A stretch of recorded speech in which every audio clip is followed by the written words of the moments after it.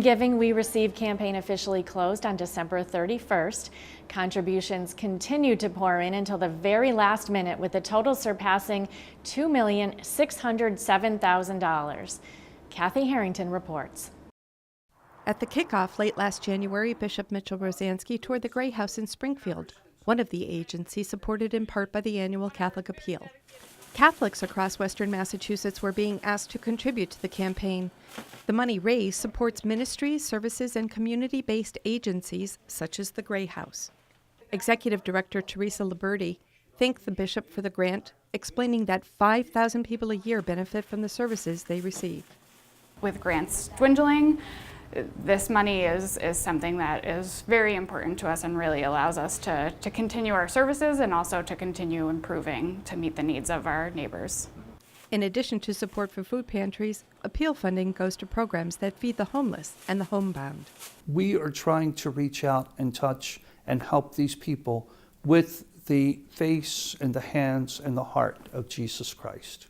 During the 2018 campaign, the Chalice of Salvation celebrated a milestone: 60 years of broadcasting the weekly Mass. Produced by Catholic Communications, the program reaches thousands of Catholics across the 4 counties of the diocese each week. Our major support is from the annual Catholic Appeal, and we are most appreciative of that funding program. Without it, we could not do this. A lot of our funds go toward education, because sharing the faith, deepening one's faith, is very, very important. So for our Catholic schools and for our religious education programs, that's important. Educating our youth about their faith, annual Catholic Appeal grants are given to ministries and agencies that work directly with young people. That includes New Spirit, the Youth Center in Adams, Catholic Scouting, and Camp Holy Cross. Everybody always says, like, the kids are the future of our church. I think the kids belong to our church right now. And if we don't have them now and we don't engage them, they're not going to be here in the future.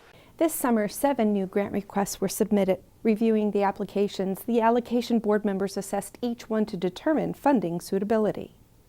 When we give out the grants for the annual appeal, we look to those different organizations that really exemplify what the church is all about. Among the new agencies is a familiar name, Rachel's Vineyard, a post-abortion healing ministry. This is a pain that's so deep that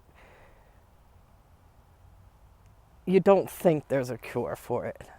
For the past 10 years, the National Shrine of Divine Mercy has hosted a retreat for women and men suffering post-abortion. Father Anthony Gromlich is the chaplain of the ministry.